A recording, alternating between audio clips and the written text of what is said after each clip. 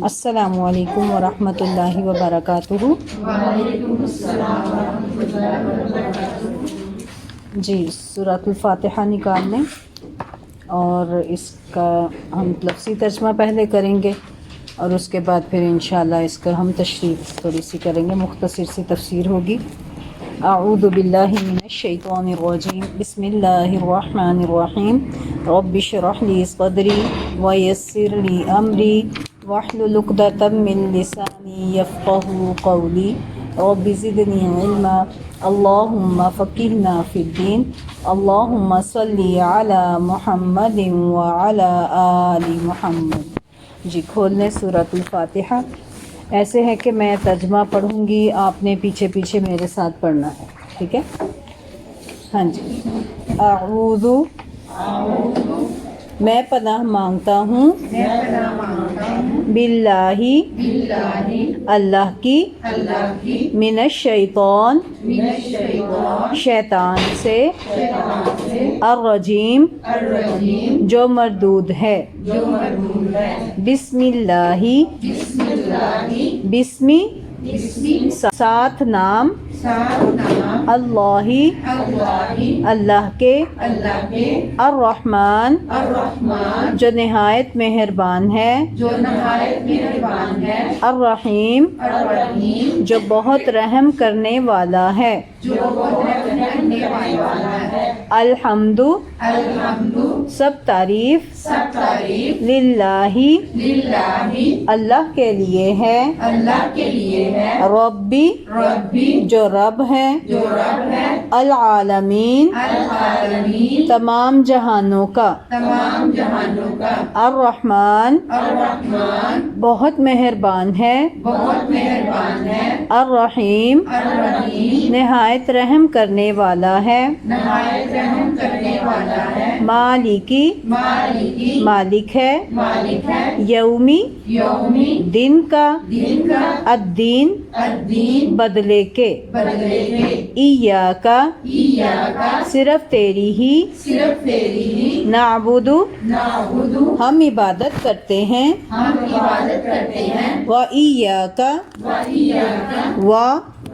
اور ایاک، صرف تیری ہی، نستعین، ہم مدد چاہتے ہیں، اہدنا، ہدایت دے ہمیں، صراط، راستے، المستقیم، سیدھے کی، صراط، راستہ، الذین، ان کا، انعمت، انعام کیا تو نے، علیہم، جن پر، غیری، نہ، المغضوبی، ان کا جو غضب کیا گیا، علیہم، جن پر، اور، لا، نہ، الضالین، ان کا جو گمراہ ہیں۔ چلیں اب آپ لوگ پڑھیں۔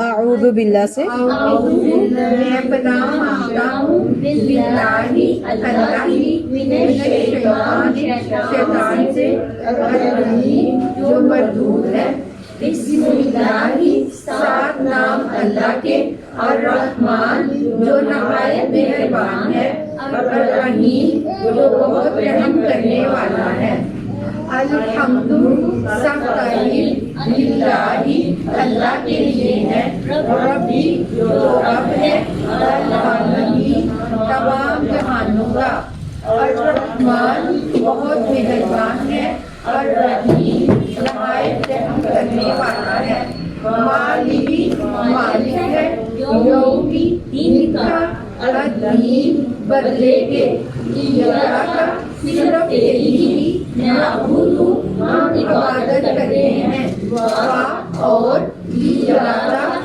صرف تیری ہی، نستعین، ہم مدد چاہتے ہیں، اہدنا، ہدایت دے ہمیں، صراط، راستے، المستقیم، سیدھے کی، صراط، راستہ، الذین ان کا انعمت انعام دیا تو نے علیہم جن پر غیر نہ المغضوب ان کا جو غضب کیا گیا. دیکھیں ان کا نہیں ہے ان کا ہے، ان کا انعام کیا جن پر تو نے اور ان کا جو غضب کیا گیا.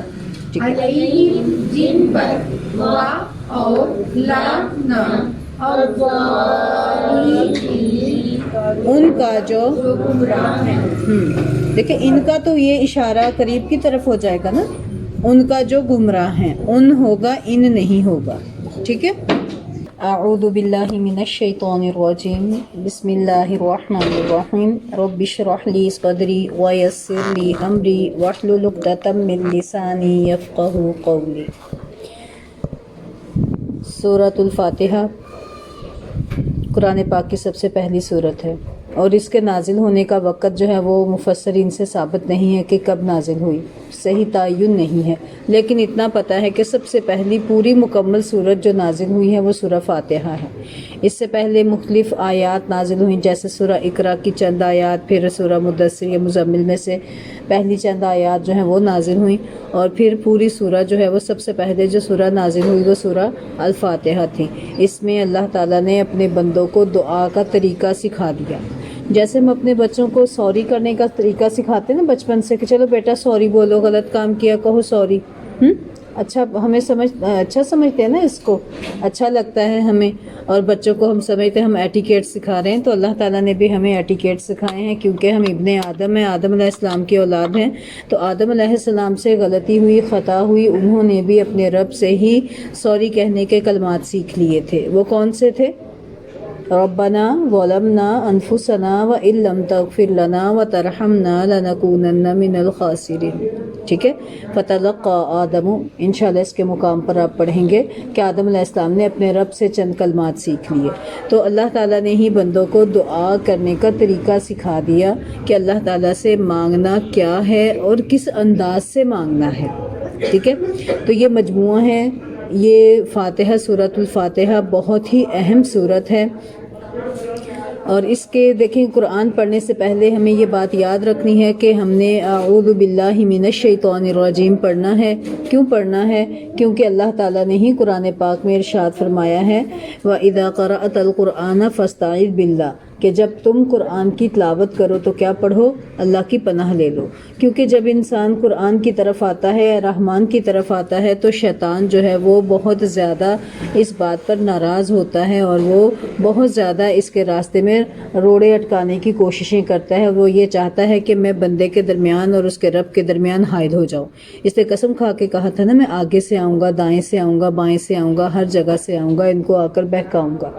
تو اللہ تعالیٰ نے کہا تھا کہ جا تو جس سے بہکانا چاہتا ہے بہکا لے، لیکن جو میرے خالص بندے ہوں گے ان پر تیرا کوئی زور نہیں ہوگا. اور اس نے بھی اقرار کیا تھا کہ اللہ تیرے جو مخلص بندے ہوں گے اس پر میرا کوئی زور نہیں ہوگا. ٹھیک ہے. تو سب سے پہلے جب بھی آپ نے قرآن پڑھنا ہے تو اعوذ باللہ پڑھ لینی ہے. آپ کے ذہن میں یہ سوال آ رہا ہوگا کہ ہم ایک اچھا کام کر رہے ہیں، نیک کام کر رہے ہیں، تو اعوذ باللہ کیوں پڑھیں بھائی؟ اعوذ باللہ تو برے کام کے لیے پڑھی جاتی ہے. تو یہ بات بالکل ہی ایک غلط سوچ ہے جو ہمارے ذہنوں میں بیٹھ گئی ہے بچپن سے. تعوذ مطلب کیا ہے؟ اللہ کی پناہ لینا. اور خاص طور پر جب ہم اللہ تعالیٰ کے دین کا کام شروع کرنے لگے ہیں، قرآن کو پڑھنے لگے ہیں، تو اس وقت اپنے آپ کو اللہ کی حفاظت میں دینا ہے اور اللہ تعالیٰ کی پناہ میں آ جانا ہے.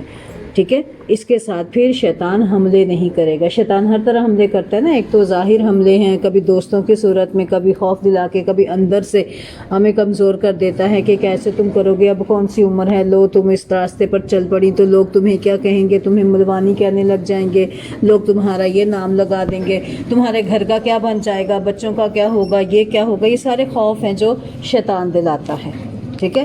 وہ ہمارے اندر بھی بیٹھے ہوتے ہیں نا، کچھ ہمارے باہر کے دوست ساتھی کہتے ہیں، ان سے ہم خوف کھانے لگتے ہیں اور پھر اس راستے کی طرف نہیں آتے. سارا یاد رکھیں، یہ سارے کے سارے شیطانی بہکاوے ہیں.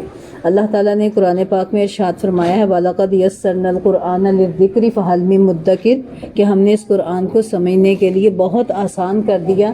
کوئی سمجھنے والا ہے؟ ہمیں یہ لوگوں نے اس بات میں، اور ہمارے اندر کے شیطان نے اور باہر جو ہیں انہوں نے یہ بات جو ہے وہ اس میں بہکاوا ڈال دیا ہے کہ یہ بہت مشکل کام ہے، اس پر چلیں گے تو بہت سی رکاوٹیں آ جائیں گی، ایسے ہو جائے گا، ویسے ہو جائے گا، گھر کے کام رک جائیں گے، گھر والے ایسے کہیں گے، میری دوست ایسے کہہ دے گی، فلانا ایسے کہہ دے گا۔ یہ سارے کے سارے بہکاوے ہیں، بلکہ آپ بھی ان کی خیر خواہی کریں اور ان کو اپنے ساتھ لے کر آئیں۔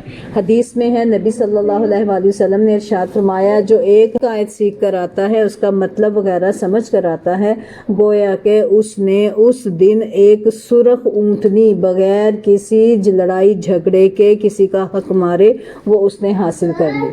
تو یہ سرخ اونٹ جو ہے وہ عربوں میں بہت زیادہ قیمتی تھا، جیسے آج کل کوئی مرسڈیز ہو یا پراڈو ہو، لیموجین ہو، کوئی بھی آپ لگژری گاڑی اپنے ذہن میں لے آئیں، کچھ بھی ہو، ایک وہ انسان کا حاصل کرنا، اس سے زیادہ اللہ تعالیٰ کے نزدیک بندے کی قدر و ویلیو کیا ہے کہ بندے نے ایک آیت کو سیکھ لیا ہے۔ ٹھیک ہے، سوچیں ذرا، آج آپ کتنی آیات کو سیکھ کر جائیں گے، ان کا ترجمہ، ان آیات کے الفاظ وغیرہ اپنی زبان پر آپ رواں کر کے جائیں گے تو اللہ تعالیٰ کتنے خوش ہوں گے۔ پھر ایک حرف پڑھنے پر کتنی نیکیاں ملنی ہیں؟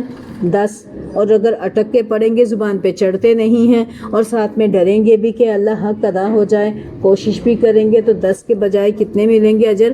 20۔ اور پھر جو جتنی زیادہ مشقت کرے گا اس کے اجر اللہ تعالیٰ مزید بڑھا دیں گے۔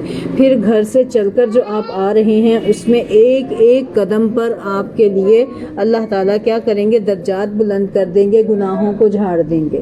سبحان اللہ، یہ سراسر خیر و بھلائی والا راستہ ہے۔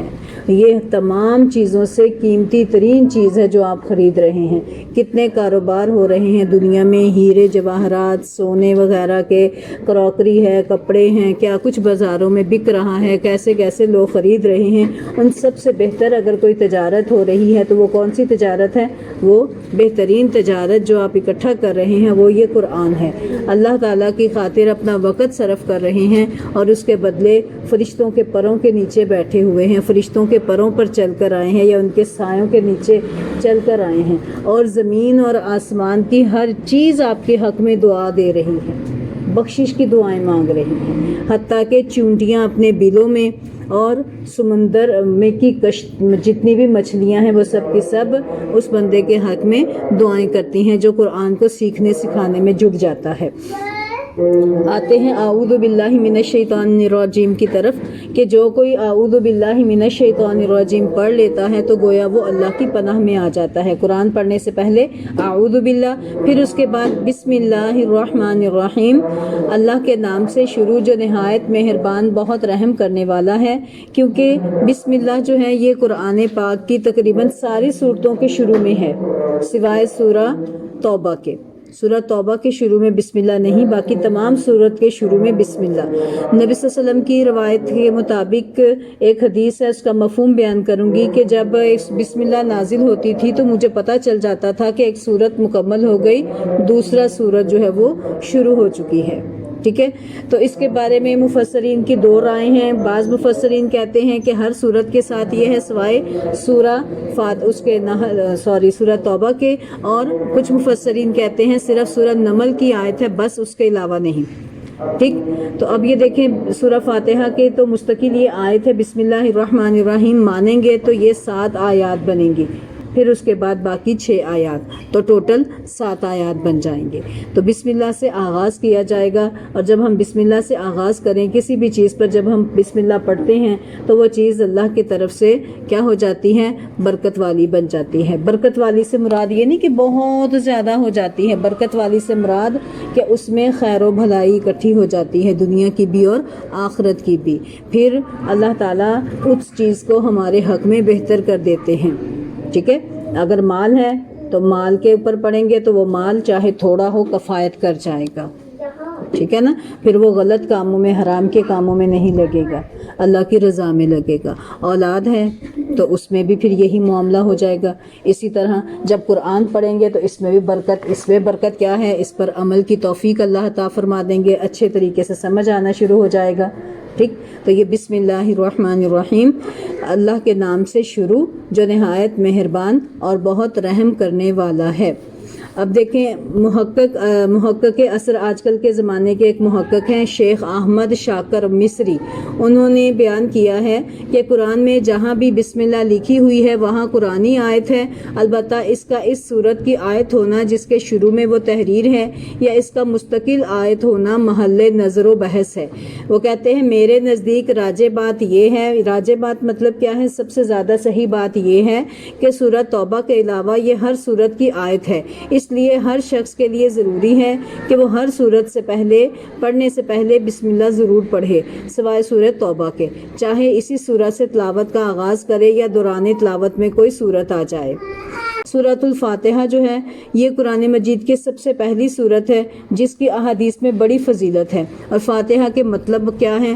فاتحہ کا معنی ہے آغاز اور ابتدا، اس لیے کہ اس سے قرآن پاک کا آغاز ہوتا ہے، اسے فاتحۃ الکتاب کہا جاتا ہے، اور اس کے اور بھی بہت سے نام ہیں جیسے ام القرآن ہے، سب المثانی ہے، قرآن العظیم ہے، اور رقیہ ہے، رقیہ کا مطلب دم، اس کے ذریعے دم۔ امام احمد بن حنبل رحمۃ اللہ کہتے ہیں کہ میں نے ایسے مرضوں کا علاج اس سورہ فاتحہ سے کیا ہے جن کا علاج اطباء کے پاس نہیں تھا، کہ ڈاکٹروں کے پاس جن کا علاج نہیں تھا، وہ میں نے اس کے ذریعے سے کیا ہے، اس سورت کے ذریعے۔ تو آج بھی اگر کوئی بھی آپ کو مسئلہ ہے تو سورۃ الفاتحہ پڑھ کر اس پر دم کرتے جائیں تو اللہ کے حکم سے اس مرض سے آپ کو نجات مل جائے گی۔ پھر اسی طرح ایک صحابی تھے، انہوں نے بچھو کے ڈسے ہوئے کو اس سے دم کیا تو اسے آرام آ گیا تھا۔ نبی صلی اللہ علیہ وسلم نے اس سے پوچھا تھا تمہیں کیسے معلوم کہ یہ سورہ فاتحہ جو ہے یہ سورہ دم ہے؟ پھر دیکھیں اس سورت کا ایک نام الصلاۃ ہے، ایک نام کیا ہے؟ رقیہ۔ رقیہ کس کو کہتے ہیں؟ دم کو۔ اور ایک نام کیا ہے؟ الصلاۃ، نماز۔ حدیث ہے نبی صلی اللہ علیہ وآلہ وسلم نے ارشاد فرمایا قسمت الصلاۃ بینی و بین عبدی، کہ میں نے نماز کو اپنے اور اپنے بندے کے درمیان تقسیم کر دیا ہے۔ اس سے مراد سورہ فاتحہ ہے جس کا نصف حصہ اللہ کی حمد و ثنا اور اس کی رحمت و ربوبیت اور عدل و بادشاہت کے بیان میں ہے، اور نصف حصے میں دعا و مناجات ہیں جو بندہ اللہ کی بارگاہ میں کرتا ہے۔ اس حدیث میں سورہ فاتحہ کو نماز سے تعبیر کیا گیا، جس سے یہ صاف معلوم ہوتا ہے نماز میں اس کا پڑھنا بہت ضروری ہے۔ جب بندہ کہتا ہے نا الحمدللہ رب العالمین تو اللہ تعالیٰ کہتے ہیں حمدنی عبدی۔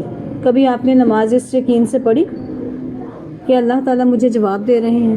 ساتھ ساتھ آپ کہتے ہیں ہاتھ باندھے ہوئے عاجزی کے ساتھ اعوذ باللہ من الشیطان الرجیم بسم اللہ الرحمن الرحیم الحمدللہ رب العالمین، تو اللہ تعالیٰ کیا کہتے ہیں؟ حمدنی عبدی، میرے بندے نے میری حمد بیان کی۔ پھر جب وہ کہتے ہیں الرحمن الرحیم، اللہ کہتے ہیں اثنا عبدی، میرے بندے نے میری ثنا بیان کی۔ پھر جب بندہ کہتا ہے مالک یوم الدین تو اللہ تعالیٰ کہتے ہیں مجدنی عبدی، میرے بندے نے میری بزرگی بیان کی۔ پھر جب بندہ کہتا ہے ایاک نعبد و ایاک نستعین تو اللہ تعالیٰ کہتے ہیں اب یہ بات میرے اور میرے بندے کے درمیان ہے، اب میرا بندہ جو مجھ سے کہے گا اس کو میں وہ عطا کروں گا۔ تو مانگنے کی چیزوں میں سب سے بہترین مانگنے کی چیز کیا ہے؟ ہدایت، اہدنا الصراط المستقیم، کہ اللہ ہمیں سیدھا رستہ دکھا دے۔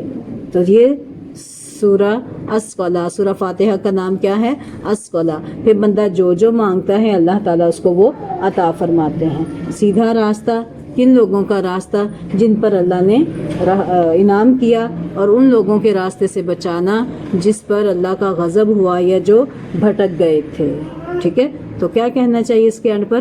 آمین نکلتا ہے نا، کہ اللہ ایسا ہی ہو، تو اللہ تعالیٰ بندے کے ساتھ ویسا ہی کرتا ہے۔ پھر ایک اور حدیث ہے، نبی صلی اللہ علیہ وسلم نے ارشاد فرمایا، صحیح بخاری کی حدیث ہے، لا صلاۃ لمن لم یقرأ بفاتحۃ الکتاب، کہ اس شخص کی نماز نہیں جس نے سورہ الفاتحہ نہیں پڑھی۔ ٹھیک ہے، اس میں ہر نمازی شامل ہے، چاہے منفرد ہو یا امام کے پیچھے ہو یا مقتدی ہو، سری نماز ہو یا جہری نماز ہو، نفل ہو، ہر نمازی کے لیے سورہ فاتحہ پڑھنا ضروری ہے۔ ٹھیک ہے، پھر اسی طرح ایک اور حدیث میں ہے، نبی صلی اللہ علیہ وسلم ایک دفعہ نماز پڑھ رہے تھے تو قرآن کی تلاوت بوجھل ہو گئی۔ نماز ختم ہونے کے بعد جب آپ نے پوچھا تم بھی ساتھ پڑھ رہے تھے کیا؟ تو صحابہ کرام نے کہا کہ ہاں ہم بھی پڑھ رہے تھے۔ نبی صلی اللہ علیہ وآلہ وسلم نے ارشاد فرمایا لا تفعلوا الا بأم القرآن فإنه لا صلاة لمن لم يقرأ بها، تم ایسا مت کرو، کیا کرو، مت پڑھا کرو، البتہ سورہ فاتحہ ضرور پڑھا کرو کیونکہ اس کے پڑھے بغیر نماز قبول نہیں ہوتی۔ یہ ابو داؤد، ترمذی اور نسائی کی حدیث میں بات موجود ہے۔ پھر اسی طرح ایک اور حدیث میں آتا ہے، نبی صلی اللہ علیہ وسلم نے ارشاد فرمایا کہ جس نے بغیر فاتحہ کے نماز پڑھی وہ ناقص ہے، وہ مکمل نہیں۔ اور نبی صلی اللہ علیہ وسلم نے 3 بار ارشاد فرمایا کہ فَهِيَ خِدَاجٌ فَهِيَ خِدَاجٌ فَهِيَ خِدَاجٌ غیر تمام، کہ وہ حدیث، وہ نماز کیا ہے؟ نامکمل ہے، نامکمل ہے، نامکمل ہے، یعنی کہ اللہ تعالیٰ اسے قبول نہیں کرتے، غیر تمام، نامکمل ہے وہ۔ پھر دیکھیں ایک اور روایت میں ہے کہ اقرأوا بہا فی نفسک، امام کے پیچھے تم سورہ فاتحہ اپنے جی میں پڑھو، صحیح مسلم کی حدیث ہے۔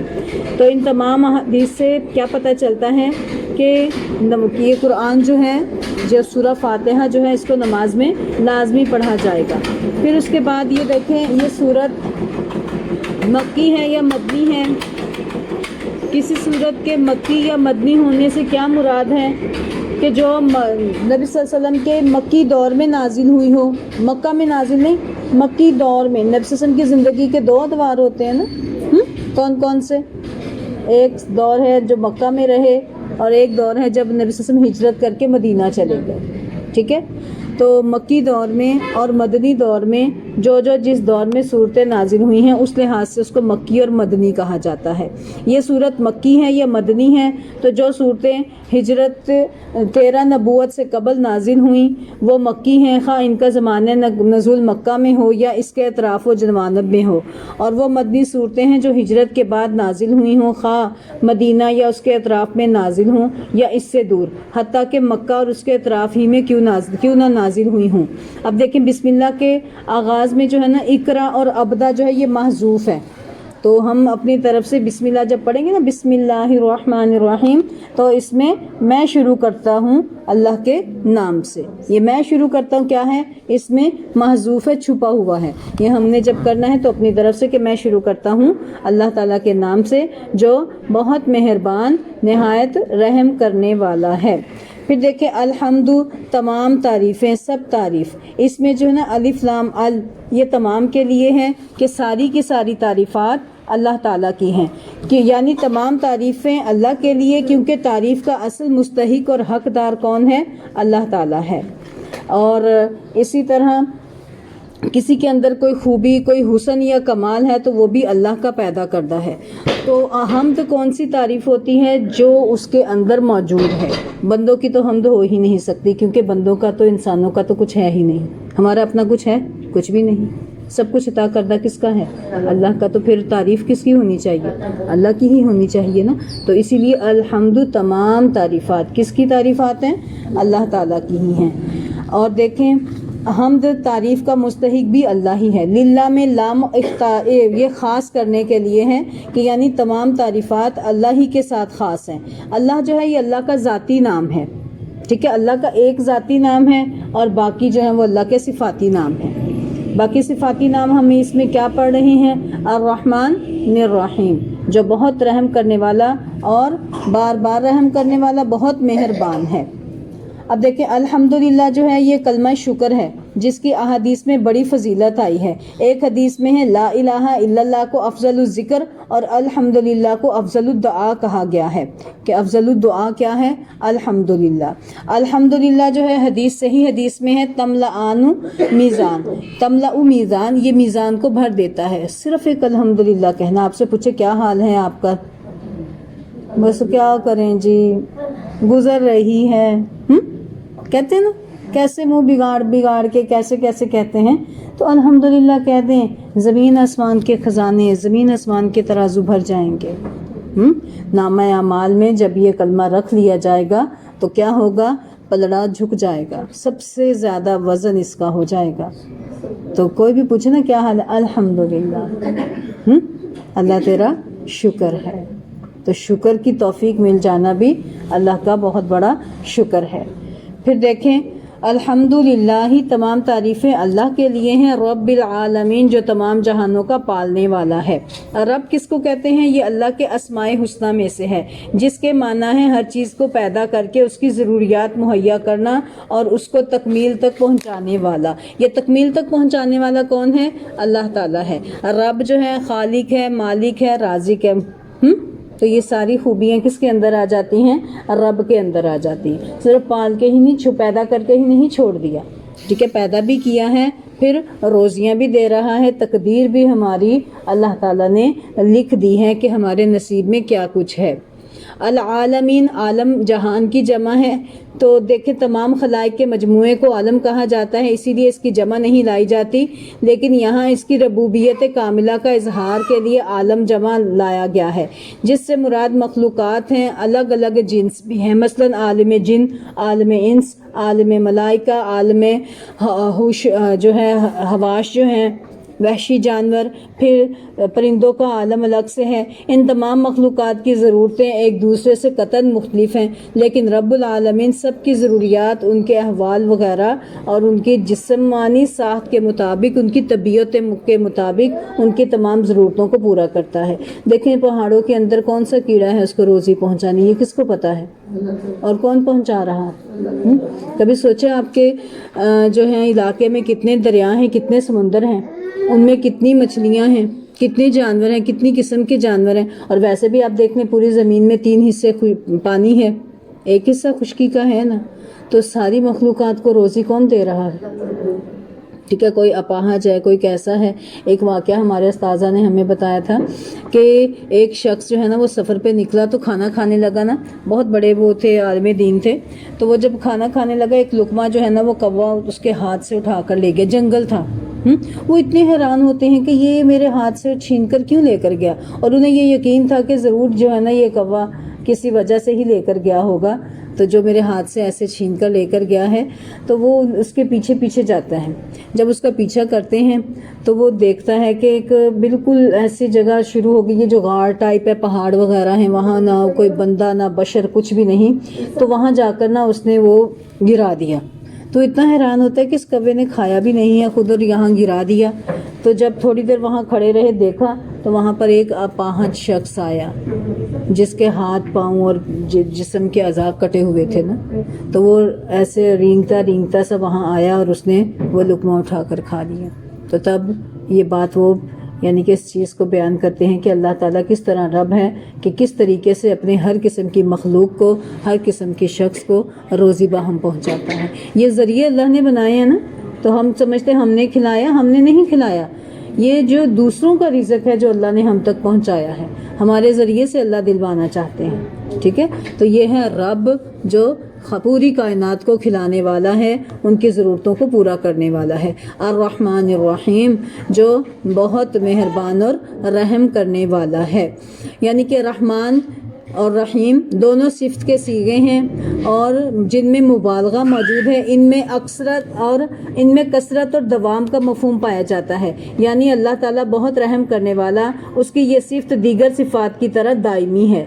बाज़ उलमा कहते हैं रहमान में रहीमी की निस्बत ज़्यादा मुबालगा है, इसीलिए कहा जाता है या रहमान न दुनिया वल आखिरा, कि दुनिया में उसकी रहमत आम है जिससे बिला तस्खीस जो है काफिर और मोमिन सब फैज़याब हो रहे हैं। आखिरत में वो सिर्फ रहीम होगा और उसकी रहमत किन के लिए ख़ास होगी? सिर्फ और सिर्फ मोमिन लोगों के लिए ख़ास हो जाएगी। ठीक है, फिर इसी तरह अल्लाह ताला इरशाद फरमाते हैं मालिकी यौमिद्दीन, वो क़यामत के दिन का मालिक है।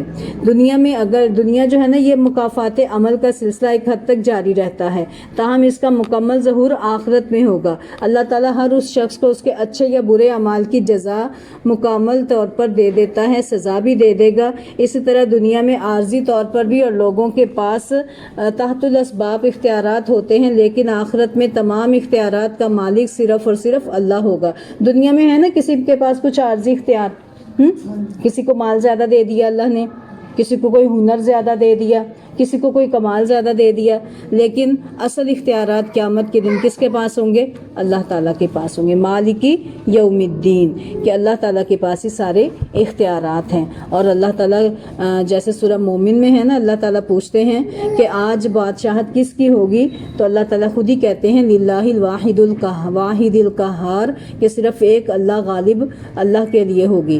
پھر سورہ انفطار کی آیت نمبر 19 میں اللہ تعالیٰ ارشاد فرماتے ہیں یوم لا تملک نفس لنفس شیئا والامر یومئذ للہ، کہ اس دن کوئی ہستی کسی کے لیے اختیار نہیں رکھے گی، سارا معاملہ اللہ کے ہاتھ میں ہوگا، اور یہ جزا کا دن ہوگا۔ وہ دن کون سا دن ہوگا؟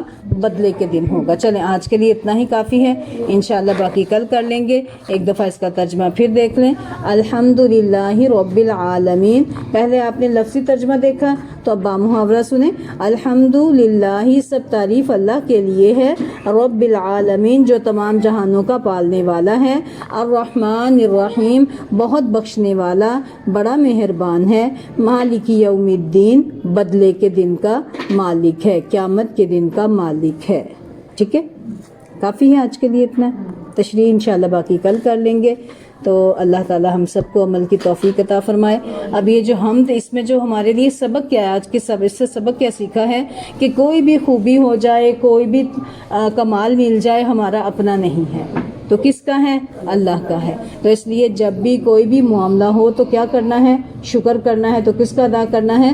اللہ کا شکر ادا کرنا ہے۔ ٹھیک ہے، اور دنیا میں کوئی بھی اختیار مل جائے، یہ یاد رکھیں کہ جیسے تھوڑی دیر کے لیے میں اپنے بچوں پر یا اپنے شاگردوں پر یا میں اپنے ماتحتوں کے اوپر اب نگران ہوں، تو میرے اوپر اللہ تعالیٰ نگران ہے۔ قیامت کے دن وہ مالک ہوگا، مجھ سے ایک ایک چیز کے بارے میں سوال کرے گا۔ ٹھیک ہے، یہ یاد رکھا کریں، کیونکہ ایک شخص کو نبی صلی اللہ علیہ وسلم نے اپنے ایک غلام کو مارتے ہوئے دیکھا، تو نبی صلی اللہ علیہ وسلم نے کہا کہ جس طرح آج تو اس پر قادر ہے، اللہ تعالیٰ اس سے زیادہ تجھ پر قادر ہے۔ وہ شخص اتنا ڈرا اور اس نے اس ڈر سے کیا کیا؟ اپنے غلام کو آزاد کر دیا تھا کہ کہیں قیامت کے دن مجھے اللہ تعالیٰ اس سے زیادہ سزا نہ دے دے۔ ایک اور شخص نے آ کر نبی صلی اللہ علیہ وسلم سے کہا تھا کہ اللہ کے نبی، میرے پاس غلام ہیں، جب وہ کوئی غلطی کرتے ہیں، کوتاہی کرتے ہیں، تو میں ان کو سزا بھی دیتا ہوں، تو کیا اللہ اس پر میری پکڑ کرے گا؟ تو نبی صلی اللہ علیہ وسلم نے ارشاد فرمایا کہ ایک پلڑے میں اس کی زیادتی رکھی جائے گی جو اس نے تیرے ساتھ کی ہے، ٹھیک ہے، اور دوسرے پلڑے میں تیری سزا رکھی جائے گی جو تو نے دی ہے۔ اگر دونوں برابر ہوئے تو تجھے کچھ نہیں کہا جائے گا، اور اگر تیری سزا زیادہ ہوگی، اس کا گناہ، اس کا جرم کم ہوگا، تو تجھ سے اللہ تعالیٰ اس کا بدلہ دے گا۔ اس ڈر سے بھی اس نے کیا کیا تھا؟ اللہ سے معافی مانگی تھی اور اپنے غلام کو آزاد کر دیا تھا۔ تو جب بھی کوئی بھی اختیار ملے تو یہ یاد رکھیں، یہ تو دنیا کا تھوڑا سا اختیار ہے، اصل چیز تو بادشاہت تو اللہ تعالیٰ کی ہے، تو کہیں کوئی اختیار پا کے میں کسی پر ظلم نہ کر بیٹھوں۔ ٹھیک ہے، اللہ تعالیٰ ہم سب کو عمل کی توفیق عطا فرمائے۔ وما علینا الا البلاغ المبین۔ سبحانک اللہم و بحمدک، اشہد ان لا الہ الا انت، استغفرک و اتوب الیک۔ ربنا لا تزغ قلوبنا بعد اذ ہدیتنا وہب لنا من لدنک رحمہ انک انت الوہاب۔ رب ارحمہما کما ربیانی صغیرا۔ اللہم فقہنا فی الدین۔ اللہم صلی علی محمد وعلی آل محمد، آمین۔ السلام علیکم ورحمۃ اللہ وبرکاتہ۔